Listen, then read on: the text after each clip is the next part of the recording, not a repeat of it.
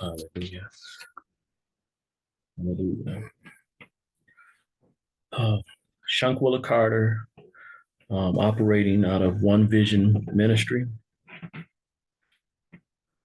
Ikad, Chaj, and Sharaf. All right. Shankwilla Carter. All right. Operating. All right. Let me get this stone going. Let me see. I want to make sure that this is public. Okay, it is. I'm going on in. All right. Abba Yah, I thank you for this opportunity to come before the people in ministry.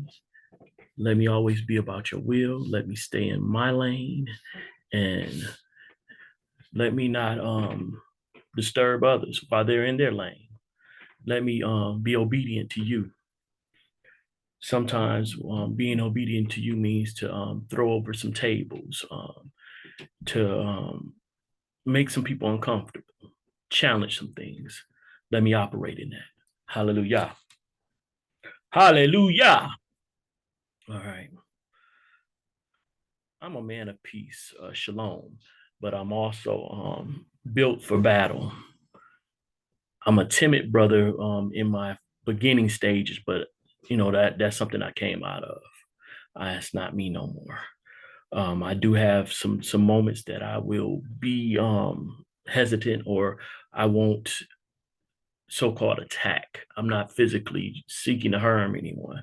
So a lot of times people may think that I'm coming forth with malice, but that's on them. I'm obedient to Yah, doing what I'm supposed to be doing, and that does not make people feel comfortable. They don't like that. So I challenge them. Some people, they have their way of doing things. That's okay. They're on their assignment, but I'm on my assignment. So I'm gonna go ahead and get at this. I'm gonna get to sharing some things, and hopefully it's beneficial to some, and those who is not, scroll past. Keep it moving. Hallelujah. Keep it moving. Hallelujah. Okay. All right, let's get it going.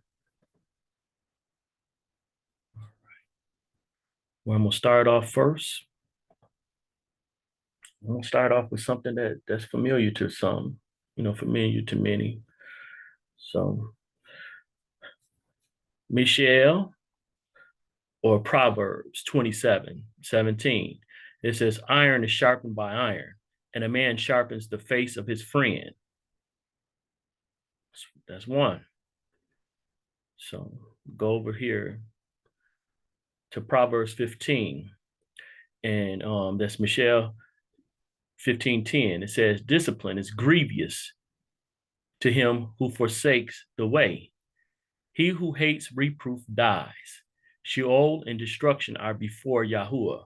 How much more the hearts of the sons of men? A scoffer does not love his reprover, nor does he go to the wise. Hallelujah.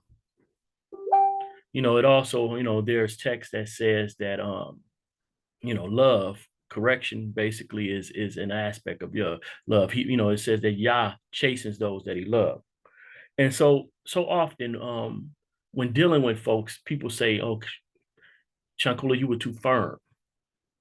They want me to be very light-handed and stuff like. And I'm like, well, I didn't mean to hurt anyone, and I didn't do anything physical. I may have said something straightforward.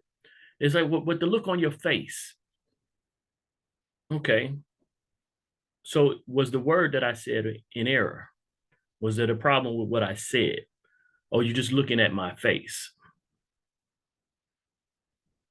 I'm a man. So firmness was the problem. When Yahusha dealt with the money changers, they were selling in the temple. What did he do? He made a scourge and he handled that. But so many have had this Christianity thing pushed on them that they look for a kind, soft-hearted, mild man when it deals with Yahusha. So I got so many people that look to that aspect of him, and that's it. So I'm gonna start off and deal with the Brit Hadashah first. But my focus usually is to stay with the Torah. But I'm gonna go here and the Brit Hadashah, and just show a few things. Let me see. Okay, let me see. All right. Oh, okay. Where am I looking for? All right. I'm gonna go over here to Matthew Yahoo. Gonna start off at 15:1. Read some of that. That's where I'm gonna go. All right. So it says here, then there came to Yahusha scribes and Pharisees from Jerusalem, saying, why do your taught ones transgress the traditions, not the law, but the traditions of the elders? For they do not wash their hands when they eat bread. But he answering said to them, why do you also transgress the command of Elohim, which is the Torah, the instructions of Yah, because of your tradition? You know, we respect men so often that we put the sayings of men and what people have taught us.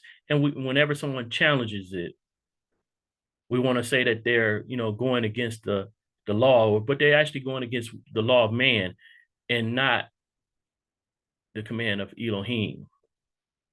See, a lot of people try to call me out on that. And I'm like, show me in the text. Show me in the text. They come with a lot of emotion and a lot of vitriol towards me, but it's like, show me in the text. And it doesn't happen. I have no problem with correcting myself or acknowledging an error if there's an error proven. It says, for Elohim has commanded, saying, respect your father and your mother, and he who curses father and mother, let him be put to death. But you say, whoever says to his father and mother, whatever profit you might have received from me has been dedicated. Is certainly released from respecting his father or mother, so you have nullified, canceled out the command of Elohim by your tradition. Hypocrites! He called them a name. He called them out. Yeshayahu rightly prophesied about you, saying, this people draw near to me with their mouth and respect me with their lips, respect the person, but their heart is far from me. But in vain do they worship me, teaching as teachings the commands of men. Yeah, I get it. A lot of people don't like what they consider debate, reasoning in scripts. Yahusha reasoned the scripts many times with the Pharisees. Right now, he's reasoning the scripts. He's showing them that they're in error. They're teaching, or what they're teaching or showing is the commands of men and not what's in the Torah. And calling the crowd near, he said to them, hear and understand. Not that which goes into the mouth defiles the man, but that which comes out of the mouth, this defiles the man.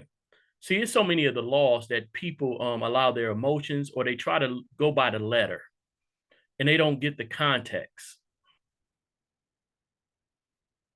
This is not saying that swine is not defiling you. This is not saying that shellfish or the bottom feeds are not defiling you, but it's clearly saying something different.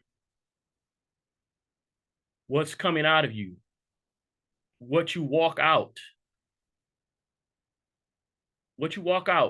that's what's defiling you. In this situation right here, is more than talking about what you eat and consume here, even though it used that as an idiom or a description. That's not what it's talking about.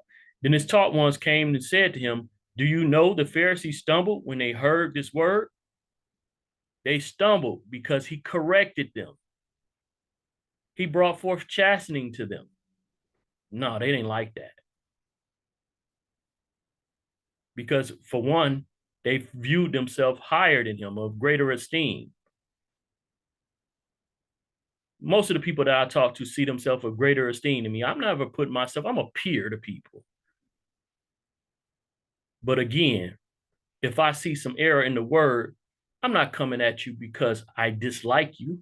I'm only sharing it because I love you, because I view you as a brother. If I didn't view you as a brother, I would shut up. I wouldn't care. Let you die on that mound that you own. Let you stand on that. But sometimes even so, it's people affected by that I love what you're saying, the error that you're teaching. It's a lot of stuff that people are teaching in error, and people would rather them to keep going forth with the error instead of have correction. Wasn't that what happened in Christianity when we were in Christianity? So many years we sat up in Christianity while they were teaching us the wrong name, teaching us the wrong day, all these different things, all of these holidays. And now we know a level of truth, but we could have been up out of that if somebody would spoke up. But anytime somebody spoke up, they were ostracized. You can't tell me that. I know Yah was on me. He was impressing on me to challenge some things. And every time I spoke up, I got beat down by everyone that was connected to the ministries that I were part of. I know I'm not the only one. I'm not that special that I'm the only one. It was happening to other folks. But of course, a lot of folks shut their mouth. They went along to get along. They go along to get along. That's not me. I would rather stand alone for Yah than be with all y'all against Yah. I'm sorry. Not going to happen. I will turn my back on each and every one of y'all if y'all contradict Yah or go against Yah. And I'm going to love you from a distance. I'm not going to hate you. I'm going to wish for the best and pray for you to be better. And I'll be there if you come back. But I'm not finna give up on Yah for any of you. No. Because in the end, he's the only thing that's going to stand solid and sound. His word, solid and sound, not you. Men, their hearts are wicked a lot of times, especially when it comes to the respect the person thing. They're going to try to make sure that the people that they look up to are appeased more than they are those that even are right next to them, those that they co-labor with. I'm seeking to be peers with people. I don't want to be over none of you. That's not my role.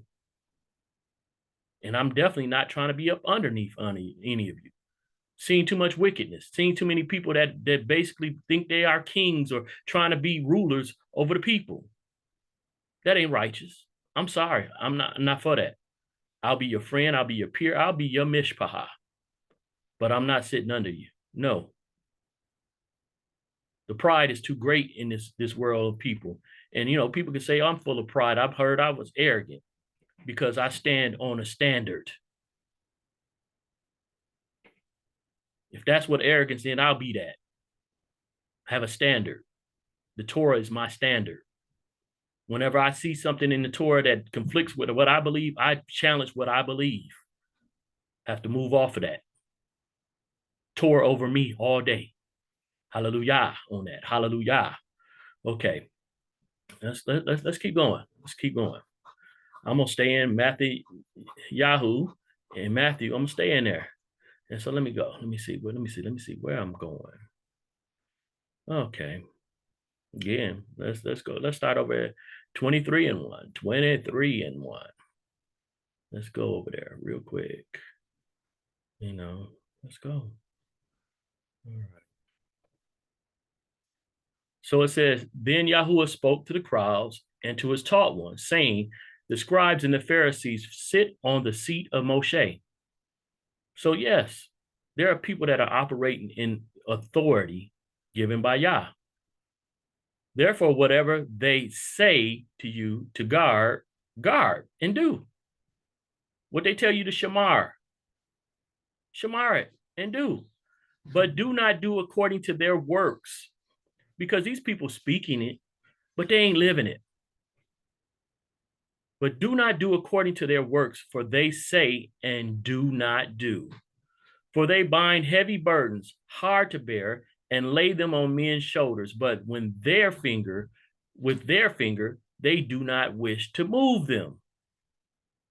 They're going to tell, that's one of the things I've always had problems with leaders that would assign you work to do that they would never do. Go clean that toilet, but they ain't gonna clean no toilet. Go lift those chairs, but they won't do it. Go do this, but they see it as beneath them. Yahusha had his disciples hand out, put their feet out so he can wash them. And Kepha was like, no, no, no, I'm not gonna do that.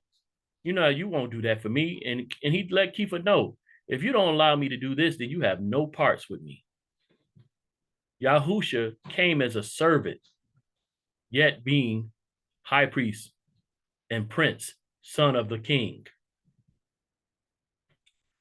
And they do all their works to be seen by men. The Pharisees do, they do all their work to be seen by men. They want to look righteous, even though their hearts are not righteous.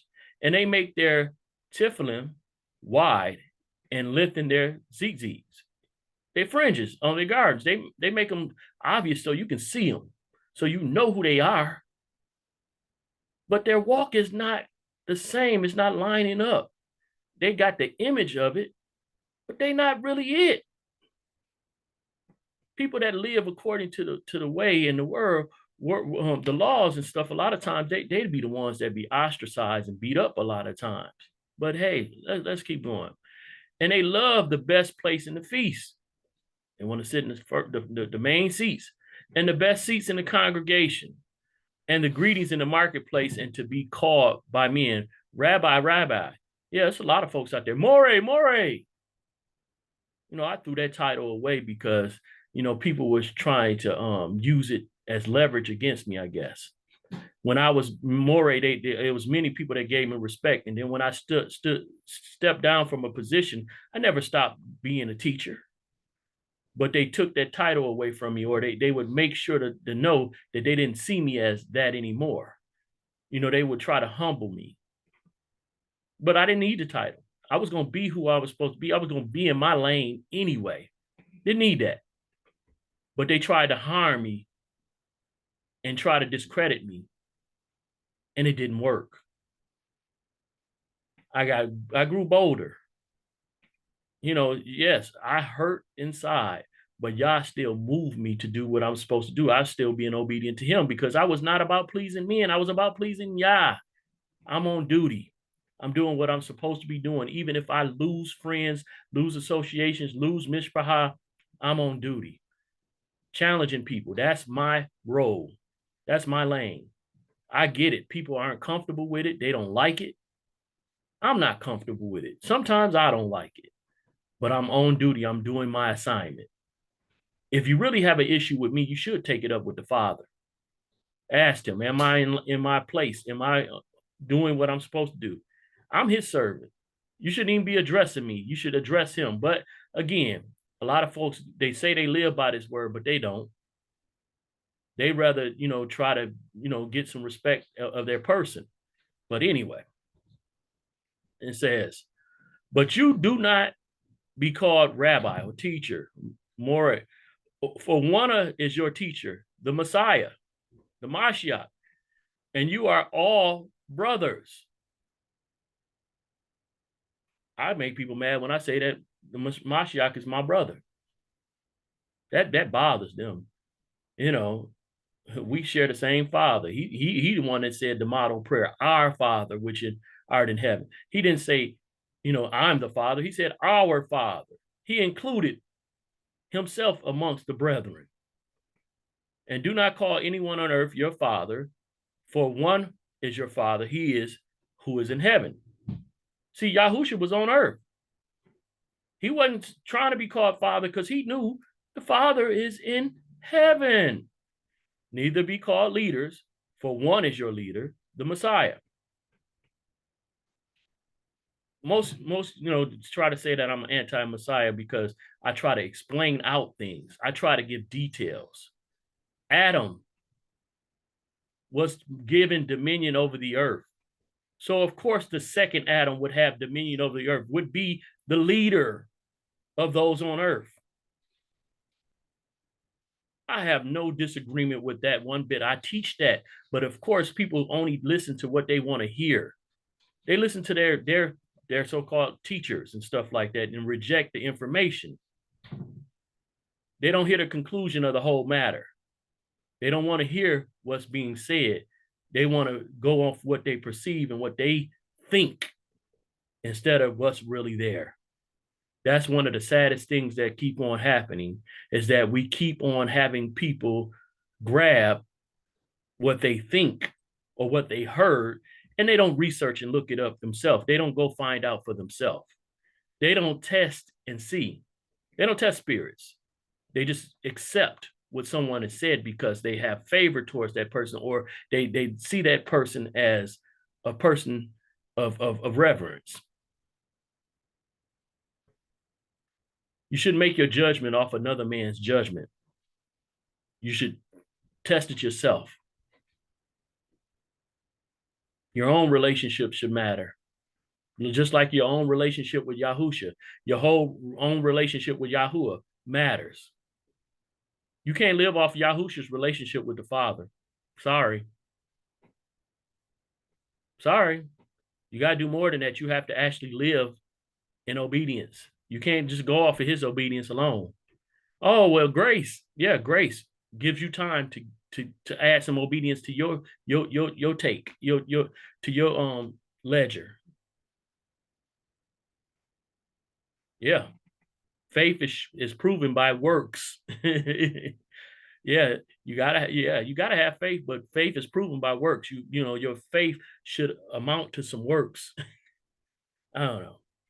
All right, let me keep on going, because I'm gonna read into some stories. Now I'm going back to where I like to go. I like to go to the Torah, the Tanakh. So what I'm gonna do is go back to Malachim, Aleph, or First King 22, and I might as well go ahead and start at one. But I'm gonna read through this and try to make it real quick and brief. I'm might cut through and summarize it, but no, I'm gonna try to read it. All right. It says, and they continued 3 years without fighting between Aram and Israel. And it came to be in the third year that Jehoshaphat, sovereign of Yehuda, came down to the sovereign of Israel. And the sovereign of Israel said to his servants, do you know that Ramoth and Gilead is ours, and we are keeping silent from taking it out of the hand of the sovereign of Aram? And he said to Jehoshaphat, do you go with me to battle at Ramoth Gilead? And Jehoshaphat said to the sovereign of Israel, I am as you are, my people as your people, my horses as your horses, saying we on accord. And Jehoshaphat said to the sovereign of Israel, please first inquire for the word of Yahuwah. See, Jehoshaphat is the Yahudim king, or sovereign. He ain't the king, he the sovereign. It's one king, Yahuwah. Anyway. And the sovereign of Israel gathered the prophets, about 400 men, and said to them, do I go against Ramoth Gilead to battle? And do I refrain? And they said, go up, for Yahuwah does give it into the hand of the sovereign. Now, this is a key thing. And Jehoshaphat said, is there not here a prophet of Yahuwah? So these were prophets, but they were not prophets of Yahuwah. It was 400 of them. They was deep. Is there not here a prophet of Yahuwah besides that we might inquire of him? And the sovereign of Israel said to Jehoshaphat, there is still one man, Micaiah, son of Yimlah, to inquire of Yahuwah by him. But I hate him, because he does not prophesy good concerning me, but evil. And Jehoshaphat said, let not the sovereign say so. Now, I'm going to deal with these 400 prophets later on, and I'm going to go to that again to show that they were not prophets of Yah. But let's keep going, though. So the sovereign of Israel called on an officer and said, bring Micaiah, son of Yimlah, at once. And the sovereign of Israel and Jehoshaphat, sovereign of Yehuda, were sitting each on his throne, dressed in their robes, at a threshing floor at the entrance of the gate of Shamaran, Samaria. And all the prophets were prophesying before them. And Zedaiah, son of Canaanah, had made horns of iron for himself and said, thus said Yahuwah, with these you push the Arameans unto they are destroyed. And all the prophets were prophesying, so saying, Go up to Ramoth Gilead and prosper, for Yahuwah shall give it into the hand of the sovereign. And the messenger who had gone to call Micah Yahu spoke to him, saying, See now, the words of the prophets with one mouth are good towards the sovereign. Please let your word be like the word of one of them, and you shall speak good. And Micah Yahu said, As Yahuwah lives, whatever, say it again, whatever Yahuwah says to me, that I speak. See, this is a problem for most. If it don't sound good, Yahuwah didn't say that. This man said, whatever Yahuwah speaks, that I speak. So you can have a man come forth speaking what Yahuwah said, but if it don't sound nice, it get rejected. But Micah Yahu said, as Yahuwah lives, whatever Yahuwah says to me, that I speak. This man knew his lane. He knew his assignment. He was going to be obedient to Yah. And he came to the sovereign, and the sovereign said to him, Micah Yahu, do we go against Ramoth Gilead to battle, or do we refrain? And he answered him, Go and prosper, for Yahuwah shall give it into the hand of the sovereign.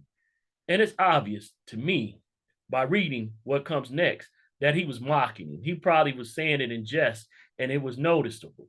And the sovereign said to him, How many times have I made you swear that you do not speak to me except the truth in the name of Yahuwah? So he said, I saw all Israel scattered on the mountains as sheep that have no shepherd. And Yahuwah said, These have no master. Let everyone return to his house in peace. And the sovereign of Israel said to Jehoshaphat, Have I not said to you that he would not prophesy good, concerning me, but evil? He's saying that basically all those that go out with this man, Ahab, as their leader, gonna come back without a leader. They're gonna come out as sheep that have no shepherd. Then he said, Therefore, hear the word of Yahuwah. I saw Yahuwah sitting on his throne, and all the host of the heavens standing by him, and on his right hand and on his left. And Yahuwah said, Who shall entice Ahab to go up and fall? Fall means to die at Ramoth Gilead. And this one said this, and another said that. And a spirit, a ruach, came forward and stood before Yahuwah and said, Let me entice him. And Yahuwah said to him, In what way?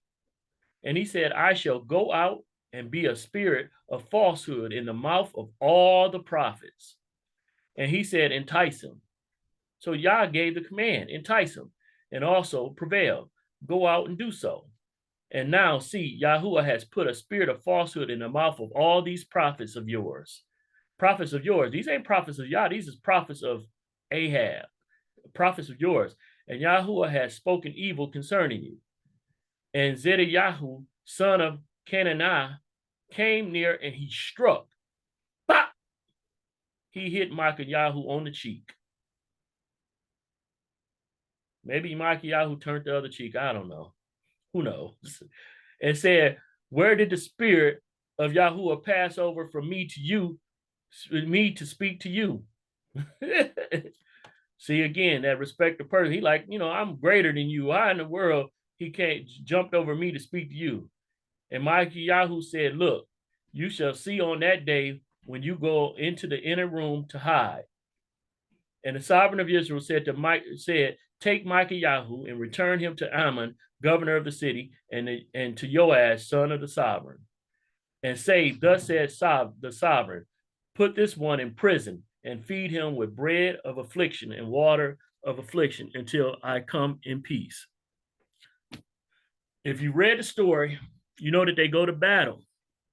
And he want to dress up like Jehoshaphat and have Jehoshaphat ride his horse and everything. And so everybody going after Jehoshaphat thinking that he Ahab.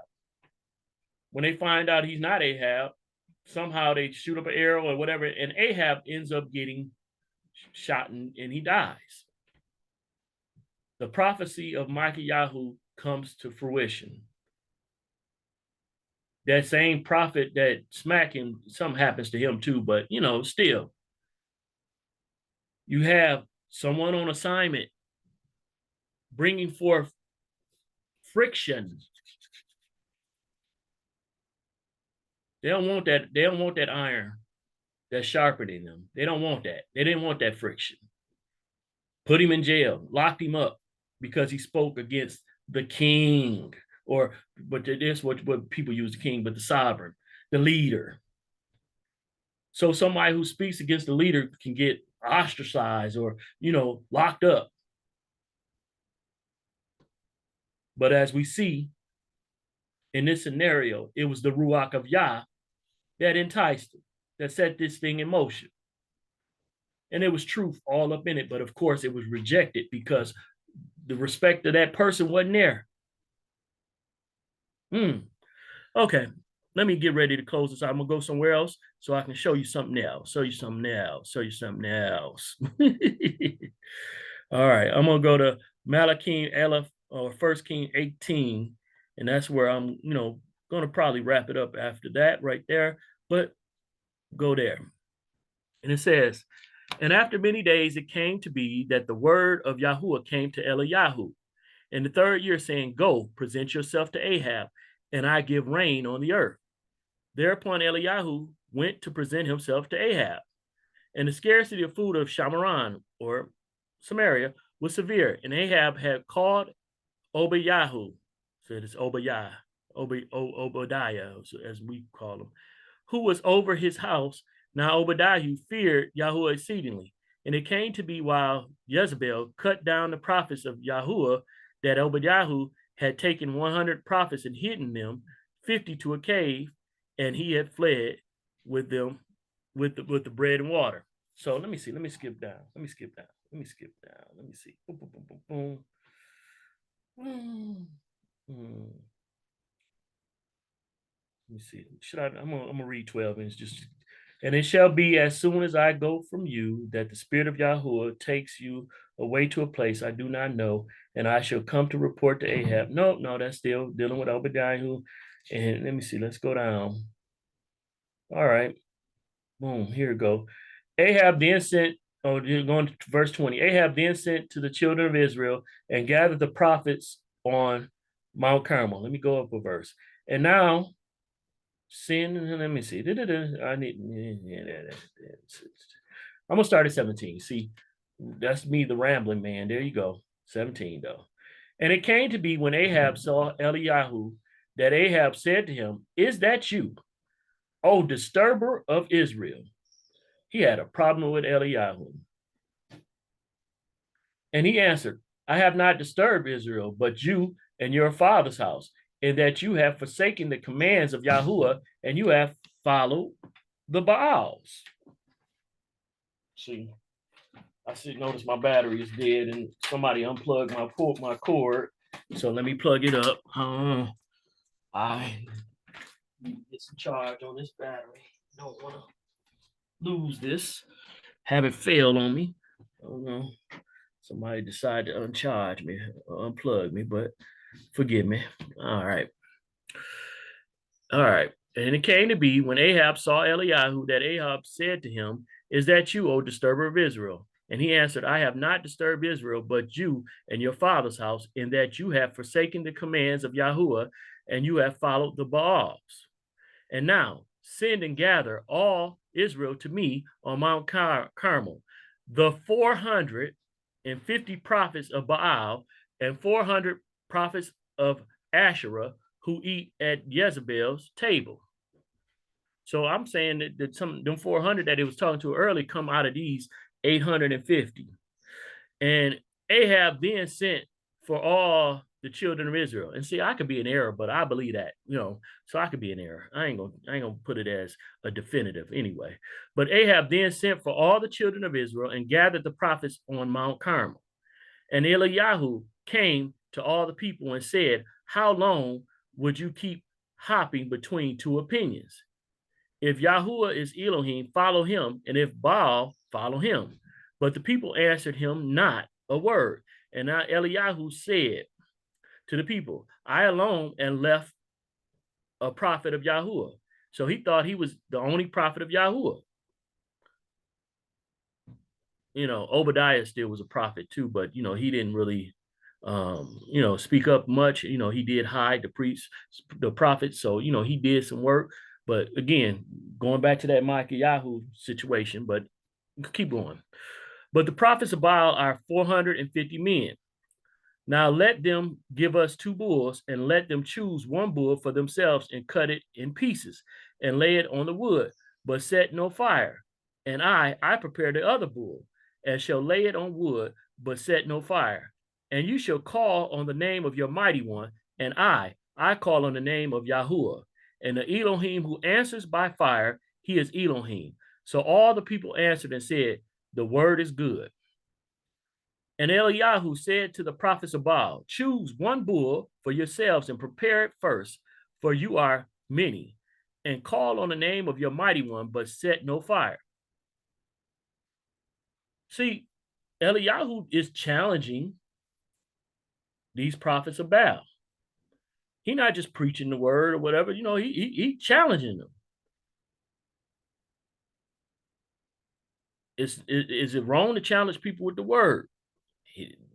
Eliyahu is one of the greatest prophets we know of, and that's what he's doing. But anyway, so they took the bulls which was given them and prepared it and called on the name of Baal from morning, starting off at morning, even unto noon, saying, O Baal, answer us.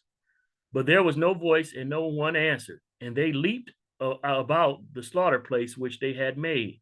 And it came to be at noon that Eliyahu taunted them and said, cry aloud, for he is a mighty one. He is meditating, or he is busy, or he is on a journey, or it could be that he is asleep and has to be awakened. So he mocking them. The prophet of Yah is mocking the prophets of Baal. So, is mocking a sin? He was mocking them. And they cried aloud. When you're going outside of Yah's will, somebody can call you out. He calling them out. And they cried aloud and cut themselves, according to their ruling, with knives and spears, until blood gushed out of them. And it came to be, when the midday was past, that they prophesied until the time of bringing the evening offering. So from morning to evening. But there was no voice, and no one answered, and no one paying attention. Baal failed them. Then Eliyahu said to all the people, come closer to me. And all the people came closer to him, and he repaired the slaughter place of Yahuwah that was broken down. And Eliyahu took 12 stones, according to the number of the tribes of the sons of Yaakov, 12 tribes of Israel, to whom the word of Yahuwah had come, saying, Yisrael is your name. And with the stones, he built a slaughter place in the name of Yahuwah, and he made a trench around the slaughter place, large enough to hold 2 seahs of seed. And he arranged the wood and cut the bull in pieces and laid it on the wood and said, fill 4 jars with water, and pour it on the ascending offering and on the wood. This wasn't lighter fluid. This wasn't gas. This was water. Then he said, do it a second time. So they poured a total of 8 jars of water on it, and they did it a second time. And he said, do it a third time. Now they up to 12. And they did it a third time. And the water flowed around the slaughter place, and he filled the trench with water too. And it came to be at the time of bringing the evening offering that Eliyahu the prophet came near and said, Yahuwah Elohim of Abraham, Yitzchak, and Yisrael, let it be known today, you are Elohim of Israel, and I, your servant, have done all these matters by your word. Answer me, O Yahuwah, answer me, and let this people know that you are Yahuwah Elohim, and you shall turn their hearts back to you again. Now, he wasn't commanding Yah, but he was pleading with Yah to show himself. Then the fire of Yahuwah fell. It consumed the ascending offering, the wood, the stones, and the dust, and it licked up the water that was in the trench. All that water dried up. And all the people saw and fell on their faces and said, Yahuwah, He is the Elohim. Yahuwah, he is the Elohim. Oh, Baal didn't get no worship that day. And Eliyahu said to them, seize the prophets of Baal. Do not let them escape. So they seized them, and Eliyahu brought them down to the Wadi Kashan, and he slew them there. Eliyahu killed them, dead. That's enough of that. Don't let nobody tell you that you're not supposed to be doing what you're told to do by Yah. Stay in your lane. Do what you're supposed to do. If somebody else is doing something different, you're not supposed to be cookie cutter. You're not supposed to follow their path. You're supposed to do and obey what Yah says. Whatever your lane is, your purpose is, do it. If it conflicts with other people, then so be it. Let them go find somebody that can, match their energy. That's not your purpose. Be on duty. Be on task. Let your iron sharpen iron. You're going to bring about some friction when you challenge people. Correct people. Chasten them. That's the way you show love. You don't always have to be bubbly and that's no. Yahusha wasn't always like that. We just seen Eliyahu wasn't like that. Micah Yahoo basically came in, a little jokey joke, and they didn't like that joke. Smacked him. But hey, I've been smacked with words. Ain't nobody physically smacked me in a long, long, long time. But hey, still, I'm on duty. I'm in my lane. Sadly, people don't like my lane. And that's cool. I'm gonna do what I'm supposed to do. Abba Yah, I thank you for this time and this moment of ministry. Let your will be done. Whoever hears this, if there's a challenge for me, let the iron come. Let the friction come so that we may sharpen one another. Let us reason together. I am not the end all be all. You are. So my word and way is not the total answer. But let me be obedient. Let me operate in your will. And if those that can receive from me, hallelujah. That's glory to your name. I'm not seeking to be over nobody. I want to be peers with people. And may I be able to be obedient to you always and honor you in my dealings. If I step out of line, I know you're going to correct me. I thank you for that. May I be able to receive correction from my brother. And I'm going to take it before you when somebody corrects me, because I'm, you're the final say on everything. But I can receive correction from people. But I definitely will not receive someone telling me to go against your will. That just does not compute. I'm not going alone to get along. I'm about your business, about your standard. Yes, I'm serious about this thing. Serious about it. Hallelujah. Hallelujah. Shalom.